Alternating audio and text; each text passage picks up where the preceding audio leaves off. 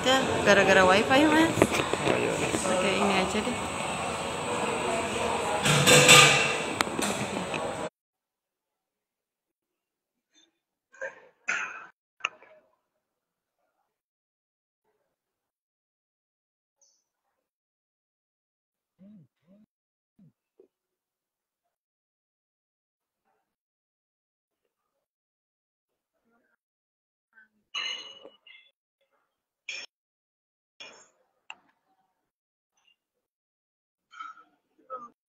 Tinggal di ACC sama dokter Ninanya aja sih mas.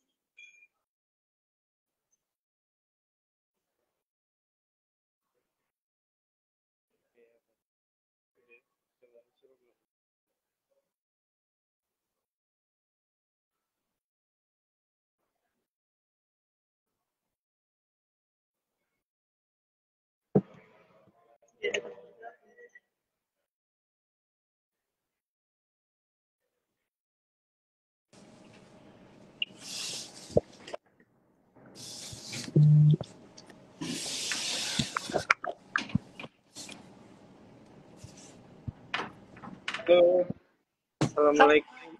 Waalaikumsalam. Kedengeran nggak ya? Ya, kedengeran, tapi kok videonya nggak muncul ya, Dok? Videonya nggak muncul ya? Sebentar.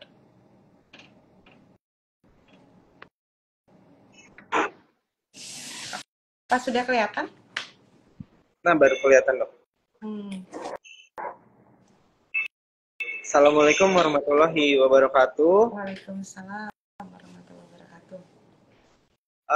Perkenalkan, saya Supriyadi dari bidang pencegahan dan pengendalian penyakit Dinas Kesehatan Provinsi DKI Jakarta, seksi surveillance epidemiologi dan imunisasi.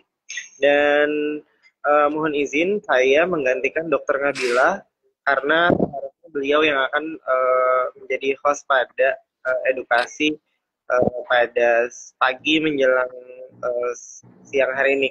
Karena kebetulan beliau lagi ada rapat pertemuan yang bisa ditinggalkan di Jakarta Utara, maka saya menggantikan untuk sementara. Dan mungkin nanti jika ada pesan-pesan yang bisa disampaikan langsung oleh Dr. Nabila dan beliau bisa bergabung bersama kita, nanti akan menyusul. Di sini ya Dok Nina, hostnya jadi berganti Dok. Iya, apa? Suara saya terdengar jelas ya? Ya, terdengar Dok. Oke, baik. Ya. Sebelumnya mungkin boleh perkenalan diri dulu Dok, meskipun sebelumnya mungkin Dokter Nina sudah pernah ya berkolaborasi dengan Dinkes DKI, tapi kita ulang lagi aja Dok, biar kita refresh siapa Dokter Nina dan apa kesehariannya Dok. Ya, baik, terima kasih atas kesempatannya. Pertama-tama, Assalamualaikum warahmatullahi wabarakatuh. Selamat pagi ya, menjelang siang semuanya, masyarakat, warga DKI. Saya Dokter Nina dan saya merupakan dokter anak ya, tapi mendalami khususnya di bidang infeksi dan penyakit tropis. Saya bekerja sehari-hari di Rumah Sakit Cipto Mangunkusumo dan juga sebagai pengajar di Fakultas Kedokteran Universitas Indonesia. Oh ya, ya. Jadi sangat ini nih Dok, sangat berkaitan dengan apa yang akan kita obrolin pada pagi menjelang siang ini ya Dok, yaitu tentang difteri. Untuk pembukaan nih Dok, sebenarnya apa sih Dok difteri itu sebenarnya? Masyarakat sebenarnya sudah sering mendengar istilah difteri mungkin ya, cuma apa sih sebenarnya yang mudah untuk dikenali dan bisa dibilang definisinya lah dari difteri itu Dok?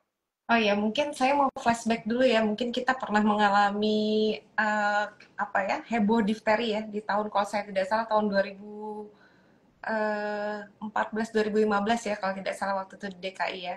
Mungkin Bapak Ibu sekalian masih ingat, mungkin kita refresh lagi apa sih sebenarnya difteri itu. Jadi difteri itu paling gampangnya adalah difteri itu nama kuman, sebenarnya berasal dari nama kuman. Nama kumannya namanya Corynebacterium diphtheri. Tapi singkatnya kita menyebutnya sebagai difteri. Ini salah satu bentuk bakteri yang menyebabkan infeksi terutama di tenggorok ya.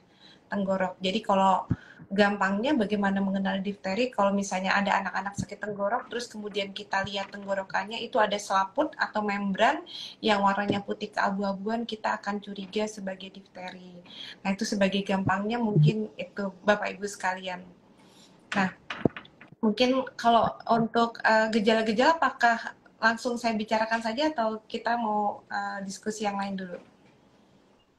Ya, mungkin kalau nyambung biar pendengar kita juga enak ngikutinnya ya dok, nggak apa-apa, dilanjutin aja nih dok. Oke, baik. Bapak Ibu sekalian, mengapa kita mengangkat tentang difteri ya? Sebenarnya difteri ini zaman dulu gitu ya, ketika kita lagi bagus-bagusnya cakupan imunisasinya, difteri ini udah penyakit yang langka ya Bapak Ibu sekalian. Nah, sekarang kembali lagi mungkin di tahun 2014 itu ya kita pernah mengalami kejadian luar biasa. Nah, saat ini Dinas Kesehatan Provinsi DKI Jakarta itu berinisiatif ya kita untuk supaya mengenalkan kembali kepada Bapak Ibu sekalian apa itu penyakit difteri. Nah, penyakit difteri ini tadi selain dia bisa menyerang, gejala utamanya itu adalah adanya selaput putih keabu-abuan di tenggorok gitu ya sampai bisa nutup tenggorokan. Nah, lebih jauh lagi gejalanya itu biasanya sering ditemukan pada anak-anak, terutama bisa juga pada orang dewasa, dan biasanya keluhan utamanya adalah sulit menelan gitu ya, nggak bisa makan, terus kemudian kita buka tenggorokannya ada selaput keputihan abu-abu, dan lebih jauh lagi si difteri ini bisa menyebabkan gangguan pernafasan kalau si saluran pernafasan kita itu ketutup oleh membran tersebut. Selain mengganggu saluran pernafasan, difteri ini sebenarnya yang nggak enak dan sangat merusak adalah si kumannya bisa mengeluarkan yang namanya racun atau toksin. Kalau dia mengeluarkan racun atau toksin, dia bisa menyebabkan komplikasi di banyak organ. Salah satunya adalah misalnya bisa menyebabkan gangguan pada jantung, lalu kemudian bisa merusak ginjal, bisa merusak persarafan, dan bahkan bisa sampai menyebabkan kematian. Yang paling banyak penyebab kematiannya biasanya karena saluran pernafasannya tersumbat ya. Jadi kalau kita lihat lebih dalam itu ke saluran pernafasan, ada satu pasien saya itu ya. Kalau kita terkena difteri itu tidak cuma di sini, tapi di selaput di dalam pernafasannya itu bisa tertutup juga oleh selaput putih keabu-abuan tersebut, sehingga anak-anak biasanya mengalami kesulitan pernafasan. Jadi suaranya biasanya tidurnya mengorok, sulit makan. Nah, itu kita harus salah satunya curiga apakah ini merupakan bagian dari penyakit difteri atau tidak. Ya. Nah, ini kan tadi sudah dijelaskan nih dok terkait dengan apa ciri-cirinya, yaitu ada selaput putih ya dok, mungkin yang membedakan dengan radang tenggorokan atau sakit pernapasan lainnya ya dok. Nah, Ya, ini betul. sebenarnya seberapa lama misalnya dari orang ini mungkin terpapar, kan kita tidak tahu ya dok, yang namanya menular itu kan kita entah ketemu di mana sama si virusnya dari orang yang mana seperti itu. Nah, itu dari uh, hari keberapa memunculkan gejala sampai dia nanti akhirnya uh, bisa sembuhnya seperti apa, Ya. terus tadi juga sempat dikatakan juga racunnya ini bisa menyebabkan komplikasi jantung, ginjal, dan segala macamnya ini sebenarnya butuh berapa lama waktu penanganannya agar kita tidak sampai ke komplikasi yang tadi sudah dijelaskan sama dokter Nina dok. Iya, jadi mungkin yang paling sederhana ya, kenapa kita benar-benar membutuhkan diagnosis cepat, karena sebenarnya difteri ini kalau ditangani ya atau diberikan pengobatan secara cepat kurang dari 72 jam penyakit gitu ya, biasanya kita bisa langsung menyetop gitu ya perjalanan penyakitnya. Nah, masa inkubasi dari kuman masuk sampai terjadi gejala itu biasanya sekitar 2 sampai 5 hari. Nah, oleh karena itu kalau misalnya kita ada keluhan, sakit tenggorok, dan ada selaput, orang tua perlu hati-hati, perlu memeriksakan ke dokter gitu ya. Apalagi kalau selaputnya itu warnanya putih, agak keabu-abuan dan agak luas, itu perlu diperiksakan ke dokter, karena kalau memang difteri, Bapak Ibu sekalian, kalau kita memberikan antibiotik, kemudian memberikan yang paling penting nih anti difteri gitu ya, itu bisa memutus gitu komplikasi dan juga bisa menyelamatkan nyawa anak Bapak Ibu sekalian. Jadi yang perlu kita waspadai adalah kalau ada keputihan di tenggorok, segera tanyakan kepada tenaga kesehatan apakah ini mungkin bagian dari difteri atau tidak. Walaupun penyakit-penyakit lain ya ini juga bisa menyebabkan warna keputihan pada tenggorok, tapi pada difteri itu ada yang khasnya, itu warnanya putihnya tuh nggak putih bersih, tapi putihnya tuh agak warnanya seperti agak keabu-abuan, agak kelabu, karena di atas selaput putihnya tuh di bawahnya itu biasanya ada apa ya, titik-titik perdarahan karena dia lengket sekali gitu ya dengan tenggorokan kita. Jadi Bapak Ibu sekalian, kalau ada anaknya yang sakit nyeri tenggorok atau demam gitu ya dengan nyeri tenggorok, jangan lupa Bapak Ibu sekalian buka tenggorokannya, pastikan ada atau tidak putih-putih di tenggorokannya, sehingga kalau misalnya terkena penyakit bisa kita obati lebih awal. Mudah-mudahan Ya, jadi terjawab ya. Jadi ini gejala 2 sampai 5 hari pertama, kalau ada gejala dicek apakah dia ada selaput putih-putih keabu-abuan itu di tenggorok ya dok, yang Betul, perlu digaris bawahi oleh masyarakat ya dok ya. Nah betul. gini dok, berkaitan dengan putih-putih yang ada di tenggorokan ini dok, pernah waktu saya di puskesmas itu ada dokter juga yang menemukan dia hmm, masih bingung dok, menentukan apakah itu sebenarnya sariawan yang ada di tenggorokan sama apakah ini adalah gejala dari difteri dok. Nah kira-kira sariawan yang ada di kerongkongan tenggorokan itu apa perbedaannya di mana dok? Apakah tadi yang seperti dokter katakan itu hanya berwarna putih, kalau yang sariawan, kalau yang difteri itu keabu-abuan, atau yang seperti apa dok? Iya. Mungkin boleh dijelaskan lebih detail ya dok. Baik, jadi kalau sakit tenggorokan memang apa ya, diagnosis alternatifnya memang ada beberapa. Yang paling sering itu salah satunya kalau yang disertai dengan putih-putih pada tenggorok itu adalah apa ya, kita sebut penyakit streptococcus. Nah, bedanya apa dengan difteri? Biasanya kalau penyakit streptococcus ini membrannya warnanya lebih keputihan. Lalu kemudian kalau misalnya yang paling sering kita lakukan adalah kalau kita colek gitu ya sedikit ya di tenggorokannya menggunakan apa, kapas apus, itu biasanya dia tidak berdarah. Sedangkan kalau pada difteri biasanya membrannya tuh lebih rata gitu ya, lebih rata, tadi warnanya lebih kotor, lebih ke abu-abuan ya, putih ke abu-abuan. Dan satu yang paling khas, kalau dicolek itu dia berdarah. Jadi kalau dicolek sedikit dengan kapas gitu ya, dia susah sekali untuk dilepaskan dan khasnya dia berdarah. Nah, alternatif lainnya mungkin Bapak Ibu sekalian yang sering ada juga putih-putih di tenggorokan, itu sariawan. Biasanya sering juga bagian dari penyakit HFMD atau kita lebih kenal di masyarakat misalnya flu Singapura. Nah, kalau sariawan itu bentuknya biasanya tidak putih sempurna, tapi biasanya pinggir-pinggirnya putih, tengah-tengahnya biasanya agak kemerahan. Lalu juga mungkin kalau pada bayi-bayi kecil kita juga sering menemukan putih-putih di mulut atau tenggorokan, biasanya kadang-kadang itu suka jamur.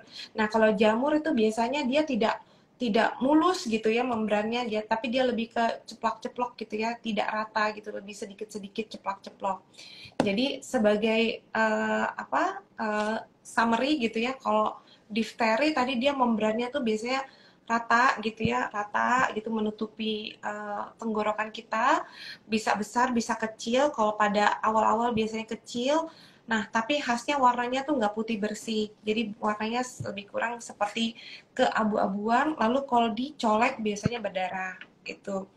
Kalau tadi streptococcus biasanya lebih putih gitu ya membrannya, terus kemudian biasanya tenggorokannya merah, kalau dicolek dia tidak berdarah dan dia lebih gampang copot. Kalau jamur biasanya bercaknya totol-totol di mana-mana gitu ya, biasanya itu lebih karena kurang bersih saja. Dan biasanya bentuknya tuh kasar gitu ya, tidak selaput membran yang bagus. Nah, satu lagi yang sariawan tadi ya, kalau sariawan bentuknya bulat-bulat, biasanya pinggirnya putih, tengahnya merah. Nah, biasanya sering kita temukan pada sariawan biasa atau juga bisa ditemukan pada misalnya flu Singapura atau HFMD ya, penyakit tangan, kaki, dan mulut. Mudah-mudahan terjawab. Ya, terima kasih.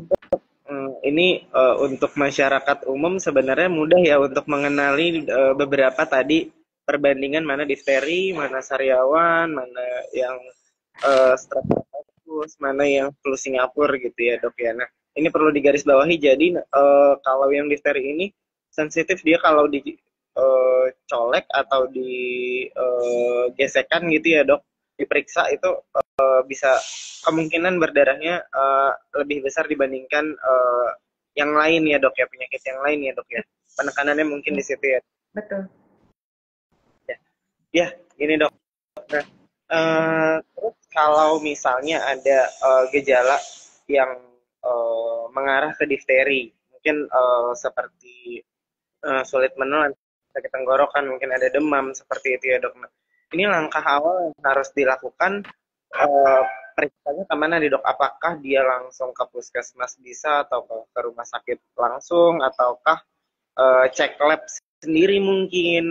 Kemana tuh dok lebih tepatnya? Ya, untuk kalau kita curiga ada apa ya, putih-putih di tenggorokan, mungkin yang paling tepat adalah ke puskesmas dulu. Jadi biar bisa dicek oleh puskesmas apakah ini betul-betul difteri atau bukan gitu ya. Jadi nanti dari puskesmas biasanya kalau memang terbukti ini difteri akan dirujuk ke rumah sakit gitu ya. Jadi kan belum tentu semuanya yang berwarna putih-putih itu adalah difteri. Jadi Bapak Ibu sekalian, kalau misalnya anak-anaknya ada yang mengalami sakit tenggorokan, ada keputihan atau ada selaput di tenggorokan, uh, langsung periksakan diri ke puskesmas ya, supaya dokter puskesmas atau perawat di sana bisa melihat apakah ini sesuai dengan difteri atau tidak, atau mungkin infeksi lain yang bisa hanya ditangani di puskesmas saja. Jadi nanti kalau dibutuhkan pemeriksaan dan dokter itu memutuskan bahwa ini suspek difteri.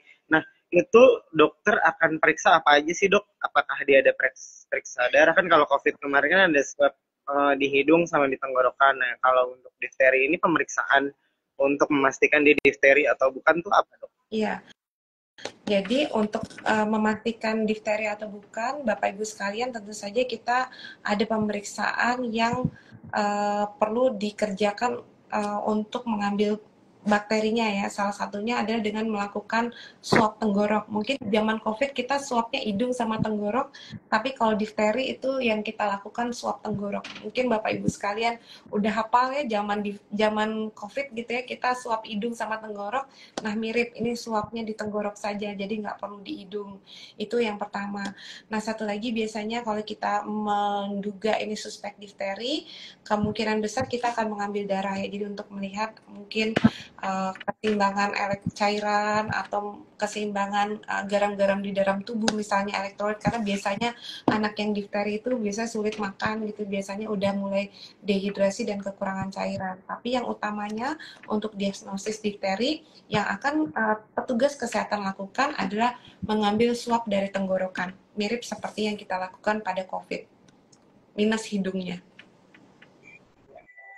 Jadi pemeriksaan difterinya mungkin dari swab tenggorok, tapi dibutuhkan pemeriksaan penunjang untuk kestabilan dari kesehatannya itu ya dok. Tadi kayak Ya, ada pemeriksaan segala macam. Nah, darah. kalau untuk pemeriksaannya ini dok, memakan waktu berapa lama ya dok sampai kira-kira keluar? Dan misalnya kan selama di menunggu hasil pemeriksaan labnya ini mungkin si pasien ini atau si anak ini akan tetap merasakan gejalanya ya dok. Nah, itu apa yang ini masuk ke dalam terapi mungkin ya dok. Nah, itu terapinya yang lebih tepat untuk kasusnya ini seperti apa dok? Akan diberikan obat-obatan seperti apakah? Terus asupan apa yang direkomendasikan mungkin dok? Iya, baik. Yang pertama, Pak Supri, ini saya perlu tambahkan sedikit ya untuk pemeriksaan tambahan. Jadi kalau misalnya saya mau menceritakan apa sih yang akan dialami pasien kalau misalnya suspek difteri terus harus dirawat gitu ya. Yang pertama, kalau suspek difteri, sebenarnya kalau kita melihat itu suspek difteri, misalnya ketika kita swab itu tenggorokannya berdarah, kita pasti akan segera buru-buru untuk ngobatin sebagai difteri. Karena difteri ini hitungannya kan jam ya. Tadi saya sudah sampaikan di awal, kondisi anak akan lebih baik dan prognosis atau luarannya akan lebih baik jika kita mengobati lebih cepat, yaitu kurang dari 72 jam. Jadi kalau memang kita curiga suspek difteri, kita mengambil swab tadi, kita kirim, biasanya hasilnya tuh agak lama. Hasilnya mungkin akan keluar sekitar 5-7 hari karena perlu ditumbuhkan dulu. Lalu kemudian sambil menunggu hasilnya keluar, biasanya kita langsung masukkan antibiotik dan antidifteri serum ya. Ini yang penting sekali. Nah, kita masukkan antibiotik, tadi kita ngambil darah dulu, terus kita lihat apakah ada tanda-tanda infeksi sekunder atau tidak, terus kemudian kita lihat apakah anaknya dehidrasi atau tidak, kekurangan cairan atau tidak. Lalu satu lagi biasanya kita melakukan evaluasi fungsi jantung, itu salah satu yang penting. Jadi biasanya kita melakukan EKG pada anak-anak ini. Lalu kemudian kita memberikan antibiotik, antibiotiknya bisa bentuknya suntik atau bisa bentuknya minum. Lalu kemudian satu lagi yang penting, kita pasang infus untuk mengganti cairan kalau memang dehidrasi, memberikan nutrisi melalui infus kalau memang misalnya anaknya belum bisa makan dan minum, dan kita perlu memasukkan antidifteri serum. Biasanya antidifteri serumnya kita masukkan melalui infusan. Lalu biasanya nanti kita evaluasi tiap hari apakah si membrannya sudah berkurang atau belum. Kita lakukan pemeriksaan tenggorok, kita lihat, lalu kita lakukan swab ulang untuk memastikan bahwa si kumannya itu sudah tidak ada di situ. Lalu juga yang kita lakukan selama rawat inap adalah biasanya kita memantau fungsi jantung berkala. Fungsi jantung berkala itu biasanya kita rekam jantung dengan melakukan EKG untuk melihat apakah ada komplikasi yang terjadi pada anak ketika anak ini mengalami difteri. Nah, kalau misalnya memang kita temukan ada komplikasi, biasanya kita obati sesuai dengan komplikasi yang terjadi. Apakah ada yang terlewat, Pak Supri? Iya. Saya rasa cukup jelas ya dok, tapi mungkin sobat sehat Dinkes ini mungkin belum familiar ya dok yang namanya, mungkin kalau antibiotik kita sudah akrab ya dok masyarakat, cuma maksudnya kalau antidifteri serum atau ADS, nah itu pemberiannya seperti apa dok, maksudnya dari segi dosis, terus ya maksudnya mekanisme pemberiannya itu seperti apa gitu. Baik, mekanisme pemberian antidifteri serum. Jadi Bapak Ibu sekalian, tadi kan saya di awal sudah menyampaikan bahwa si difteri ini selain ada bakterinya bisa menyebabkan keluarnya si racun-racun atau toksin gitu ya. Nah, si racun-racun atau toksin ini perlu kita tangkap nih Bapak Ibu sekalian dengan si yang namanya antidifteri serum. Antidifteri serum ini fungsinya untuk menangkap si racunnya supaya dia nggak ngerusak kemana-mana. Karena yang merusak itu adalah si racunnya ini atau toksinnya ini, yang tadi bisa merusak ke jantung dan sebagainya, itu adalah si toksinnya ini yang bekerja untuk merusak jaringan. Nah, cara pemberian antidifteri serum ini dosisnya sangat bervariasi. Jadi tergantung dengan pertama durasi penyakitnya. Kalau sudah lebih lama berarti kita berasumsi bahwa racun yang beredar di tubuh kita sangat banyak sehingga kita membutuhkan dosis yang lebih tinggi. Misalnya dosisnya 80.000 sampai 100.000. Itu yang pertama. Nah, lalu yang kedua, kalau misalnya lebih awal gitu ya, kurang dari 72 jam, kita punya beberapa pilihan. Yang pertama, kalau misalnya hanya keterlibatannya hanya di tenggorok dan membrannya tidak luas gitu ya, tidak meliputi seluruhnya, biasanya kita memberikan dosis yang standar gitu ya, dosis yang 40.000 saja. Biasanya kita memberikannya dengan cara biasanya kita tes dulu apakah ada tanda-tanda alergi atau tidak, karena si antidifteri serum ini bisa menyebabkan alergi walaupun sangat jarang gitu ya. Kita tes dulu ada tanda-tanda alergi atau tidak. Kalau misalnya tidak ada tanda-tanda alergi, kita biasanya memberikannya melalui infus, kita teteskan secara lambat, lalu kita observasi apakah ada reaksi alergi atau tidak. Nah, kalau misalnya aman-aman saja sudah selesai.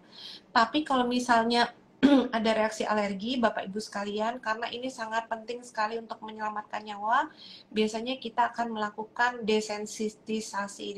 Desensitisasi itu caranya adalah memberikan dengan dosis yang kecil-kecil sampai kita dapat memberikan dosis full, tapi kita mengobservasi dengan ketat, dan biasanya kalau kita berikan dosis yang kecil-kecil itu, biasanya resiko alerginya lebih rendah. Jadi ada dua cara seperti itu cara pemberiannya.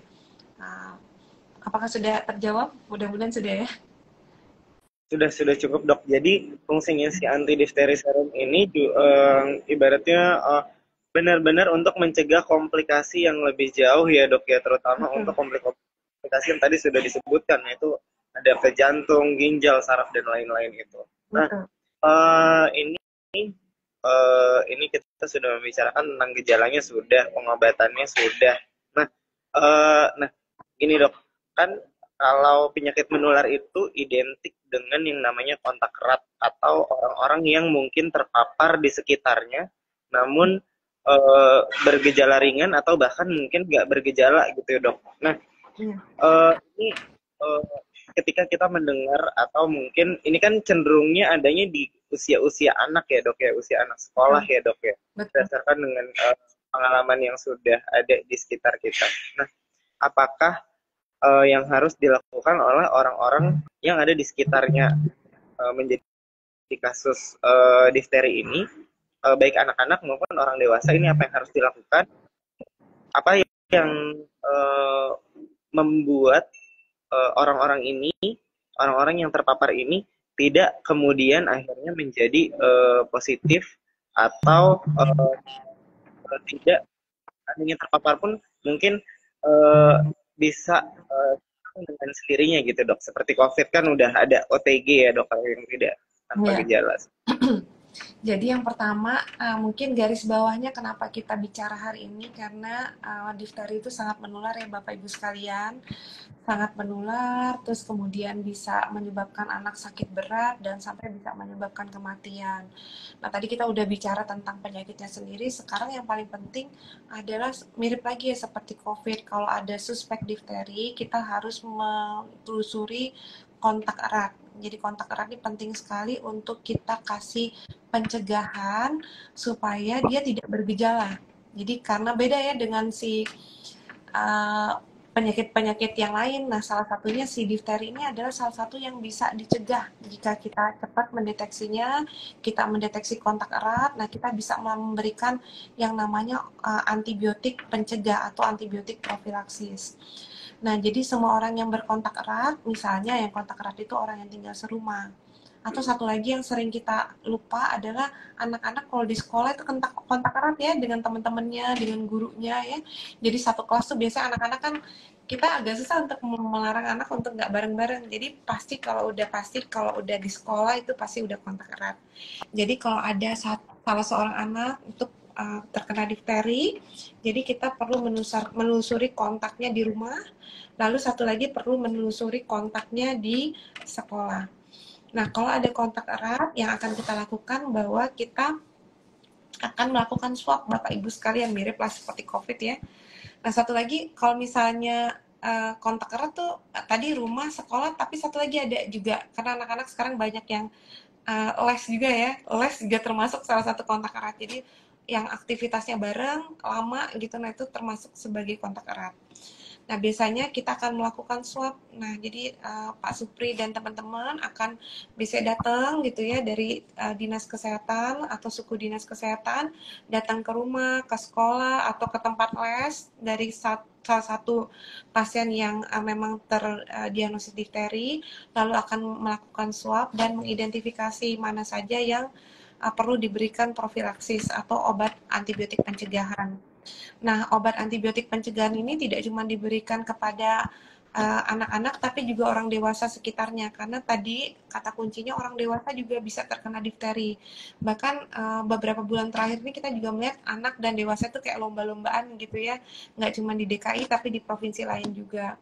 Jadi anak dan dewasa itu perlu diberikan profilaksis antibiotik. Biasanya kita memberikannya namanya obatnya eritromisin gitu ya. Nah, kita memberikannya Bapak Ibu sekalian ini diberikan selama 7 hari, tidak boleh putus karena ini penting sekali untuk mencegah supaya Bapak Ibu sekalian dan anak-anak itu tidak malah terinfeksi si difteri ini.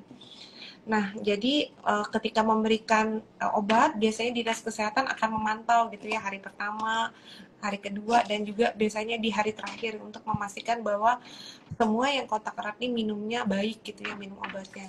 Minum obatnya ini biasanya 4 kali sehari memang agak tidak enak karena Bapak Ibu sekalian harus minum obat sebanyak 4 kali sehari, tapi ini penting sekali untuk memutus transmisi. Nah, Selain minum antibiotik tadi pencegahan, Bapak Ibu sekalian, nanti Dinas Kesehatan juga menilai apakah Bapak Ibu sekalian anak-anaknya itu sudah lengkap atau belum imunisasinya. Nah, kalau belum lengkap imunisasinya, biasanya Bapak Ibu sekalian kita akan memberikan imunisasinya, melengkapi imunisasinya. Nah, mungkin sedikit lanjut langsung ya, mungkin ke soal imunisasi. Biasanya yang kita anggap lengkap adalah anak-anak yang sudah minimal mendapatkan imunisasi 3 atau lebih gitu ya, 3 dan lebih gitu ya. Jadi kalau udah 3 ke atas kita anggap imunisasinya lengkap. Tapi sedikit ada pengecualian karena kita tuh sepanjang umur kita gitu ya, anak-anak dari 1 sampai 17 tahun gitu, itu perlu mendapatkan ulangan imunisasi difteri itu berkala. Misalnya di BIAS gitu ya, di BIAS itu kita memberikan imunisasi. Lalu juga nanti di usia yang lebih besar lagi biasanya kita juga di program di program yang non pemerintah itu juga bisa memberikan booster tambahan. Tapi khususnya di program pemerintah kita memberikan selama anak-anak ada di sekolah. Nah, kalau misalnya imunisasinya lengkap, tadi 3 atau lebih, tapi sudah lebih dari 5 tahun, kita biasanya memberikan imunisasi tambahan.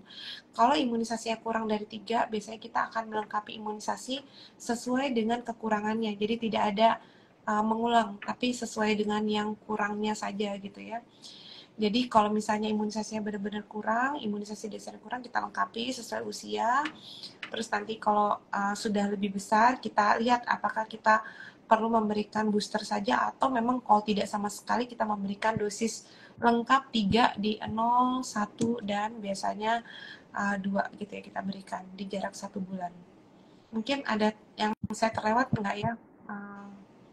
Ya, jadi kalau sedikit saya rangkum ya dok, jadi kalau kontak erat merasa bahwa di sekitarnya ada yang atau diinfokan bahwa temannya di sekolah atau orang di sekitar kita itu ada yang positif dari kasus positif difteri, itu perlu dilakukan yang namanya profilaksis ya dok, yang tadi selama 7 hari, dan itu tidak boleh putus karena antibiotik ya. Jadi memperkuat kita gitu untuk mencegah. Jadi seandainya kita terpapar pun itu udah bisa mematikan gitu loh.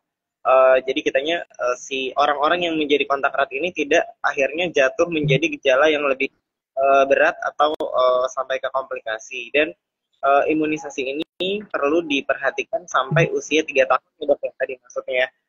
Jadi lengkap difterinya dipastikan sampai usia 3 tahun, dan nanti akan ada penambahan juga ketika BIAS itu tadi maksudnya adalah bulan imunisasi anak sekolah. Jadi nanti ketika di sekolah pun akan diberikan imunisasi booster ibaratnya. Jadi setelah imunisasi dasar pada usia balitanya, ini akan di booster kembali di usia sekolah dan usia yang lebih besarnya lagi seperti itu. Nah ini juga sudah masuk ke dalam program imunisasi pemerintah ya dok ya. Jadi memang bisa diperoleh gratis, dan sebagai masyarakat itu hanya perlu mematuhi dan berpartisipasi aktif gitu loh. Jadi kalau memang belum mendapatkan imunisasi difterinya, ya ayo datang ke puskesmas atau ke rumah sakit untuk berkonsultasi kapan kira-kira waktu imunisasi yang tepat gitu ya dok ya. Nah, Baik. Ya mungkin ada tambahan lagi dok terkait dengan difteri ini. Iya, mungkin sedikit mungkin mumpung lagi ngomongin difteri, kita ngomongin jadwal imunisasi mungkin ya, Pak Supri ya. Salah satunya mungkin Bapak Ibu sekalian perlu mengenali jadwal imunisasi difteri. Jadi imunisasi difteri itu ada yang masuk di imunisasi yang Bapak Ibu sekalian kenal dengan pentabio ya. Jadi di pentabio itu di dalamnya ada imunisasi difteri, ada pertusis, tetanus, hepatitis B, dan hemofilus influenza B ya. Jadi difterinya ada di situ. Biasanya kita memberikan imunisasi kepada anak-anak kita di usia 2, 3, 4 bulan ya. Kemudian ada ulangan di 18 bulan. Nah, itu program pemerintah plus ditambah tadi bulan imunisasi anak sekolah di kelas 1, kelas 2, kelas 5 ya. Bapak Ibu sekalian. Jadi jangan lupa Bapak Ibu sekalian nih, imunisasi difteri ini penting sekali. Jadi kalau misalnya ada yang di sekolah ingin memberikan imunisasi, jangan lupa segera berpartisipasi karena imunisasinya ini penting sekali untuk menghindarkan Bapak Ibu sekalian dari penyakit-penyakit tadi itu difteri, pertusis, tetanus, kemudian hepatitis dan hemofilus influenza B. Ya, ya. Ya. Terima kasih dok untuk penekanan bahwa vaksin difteri ini itu tidak berdiri sendiri mungkin ya dok pada saat penyuntikannya bisa juga dengan tadi yang namanya pentabio, TD, DT ya dok ya kalau nggak salah ya Ya, dok. Nah, tapi yang di sekolahnya tuh udah yang untuk anak besar itu DT dan TD nanti yang dikasih. jadi ini kalau udah dimasukkan ke dalam kalau mengikuti program vaksinasinya pemerintah itu sebenarnya sekali suntik itu udah bisa mencegah untuk beberapa penyakit menular gitu. Jadi hanya perlu kepatuhan saja dari masyarakat yang kita minta ya dari khususnya tenaga kesehatan biar kita sama-sama meningkatkan daya tahan kita dan akhirnya kita memiliki status kesehatan masyarakat yang tinggi seperti itu. Nah,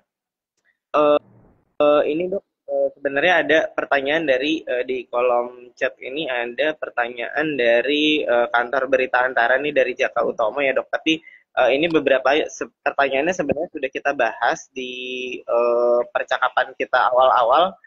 Mungkin nanti Pak Jaka Utomo bisa mereview ulang video kita dan merangkumnya secara uh, lebih mudah dipahami ya bahasanya pada masyarakat nanti melalui kantor beritanya. Uh, nah, mungkin sebelum kita akhiri ya dok, apa saja nih dok pesan yang bisa disampaikan dari dokter Nina dan khususnya mewakili tenaga kesehatan di DKI Jakarta maupun di seluruh Indonesia untuk masyarakat apa nih dok untuk Ya. kasus ini? Baik, Bapak Ibu sekalian, jadi kita hari ini sebenarnya mau meningkatkan kewaspadaan Bapak Ibu sekalian tentang penyakit difteri.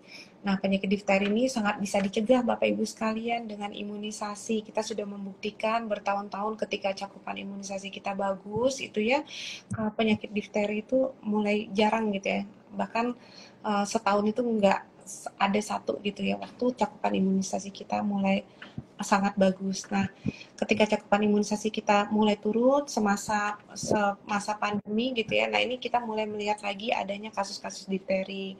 Jadi Bapak Ibu sekalian perlu segera melengkapi imunisasi anak-anaknya yang kurang dan segera mengingatkan juga ke saudara-saudara di sekitarnya, tetangga gitu ya untuk sama-sama melengkapi imunisasi. Jadi sekarang anak-anak kita sudah banyak keluar rumah, sudah mulai lagi terpapar dengan banyak-banyak bakteri ya di sekitar lingkungan gitu. Kita perlu membentengi anak-anak kita, tetangga gitu, saudara kita, semuanya diajak untuk segera melengkapi imunisasi.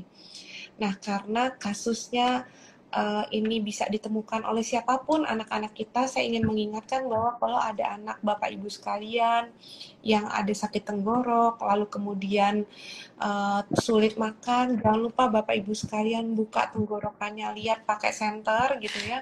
Kalau ada selaput membran warnanya putih, keabu-abuan, Bapak Ibu sekalian segera periksakan diri ke puskesmas.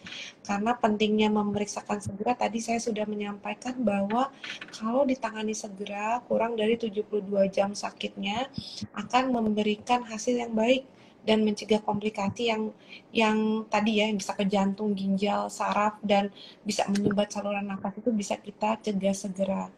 Dan juga yang paling penting kalau misalnya kita berobat segera, kita segera bisa memutus rantai penularan, jangan sampai ada anak-anak di sekitar kita atau orang dewasa di sekitar kita yang tertular gitu ya, belum sempat kita kasih obat pencegahan atau antibiotik pencegahan.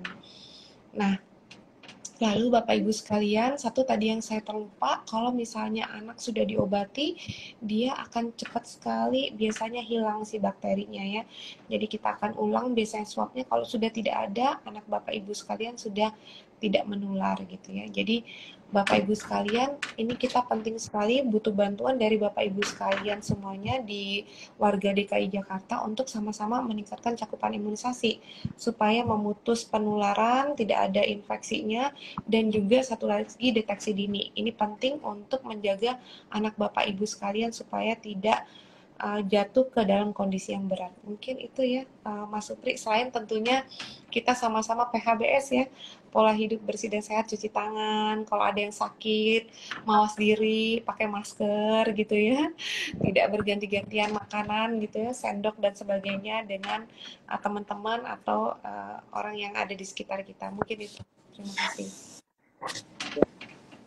Tentu semuanya sebenarnya memang pangkal dari semua penyakit menular ini bisa kita hambat bahkan kita putus dengan memang PHBS ya dok ya, kuncinya Betul. perilaku bersih dan sehat, terutama cuci tangan ya, itu adalah perilaku yang sebenarnya simple dan sangat berefek baik untuk memutus penyakit menular khususnya gitu. Nah, dok, sebentar dok, sebelum kita akhiri, ini di beberapa waktu belakangan ini, terutama waktu-waktu bias, ini sebenarnya ada beberapa orang tua yang kebetulan teman-teman saya yang mempertanyakan apakah ketika dia sudah memvaksinasi anaknya, memberikan imunisasi anaknya di rumah sakit atau secara mandiri gitu ya dok. Sekarang kan ada yang home care ya dok, yang Ya. petugas vaksinasinya datang ke rumah gitu ya dok. Nah itu perlu tetap mengikuti program pemerintah atau sudah cukup dok seperti itu? Ya baik, jadi yang pertama Bapak Ibu sekalian, kita perlu melihat program pemerintah itu ada beberapa macam ya. Bias itu memang ada yang program rutin atau ada juga program yang catch up gitu ya. Jadi memang kemarin banyak pertanyaan juga, kalau sifatnya catch up, mungkin lagi banyak outbreak, kita ikutin program pemerintah, kasih tambah imunisasinya gitu ya. Nah, kalau di konteks yang sekarang karena kita kasusnya lagi banyak, jadi Bapak Ibu sekalian ikuti program pemerintah. Kalau pemerintah menyampaikan bahwa kita membutuhkan imunisasi tambahan, segera ikutin saja. Jadi memang saat ini kasus lagi banyak dan cakupan imunisasi tidak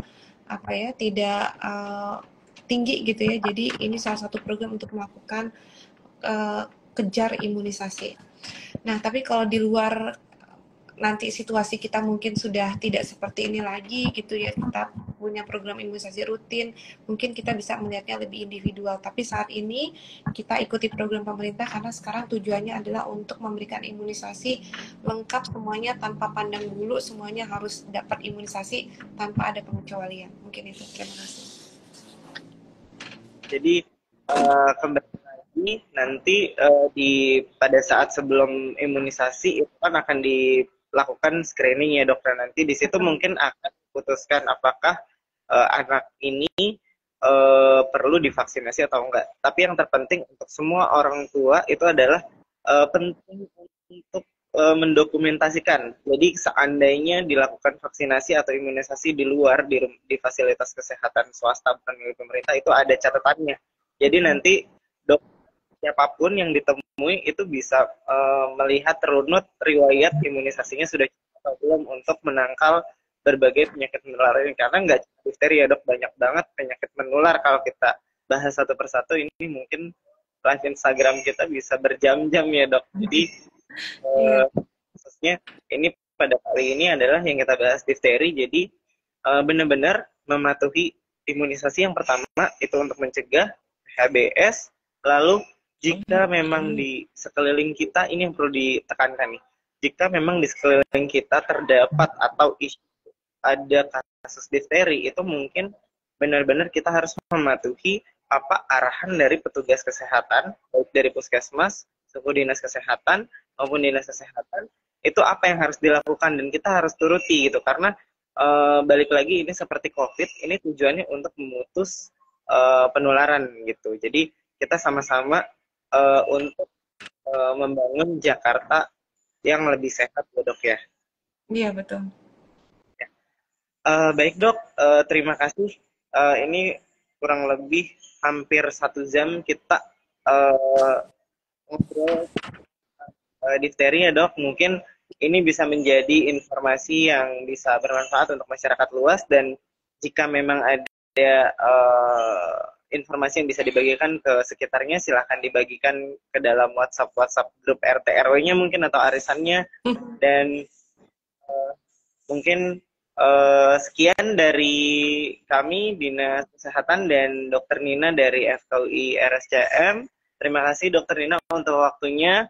Saya akhiri. Wabillahi taufiq wal hidayah.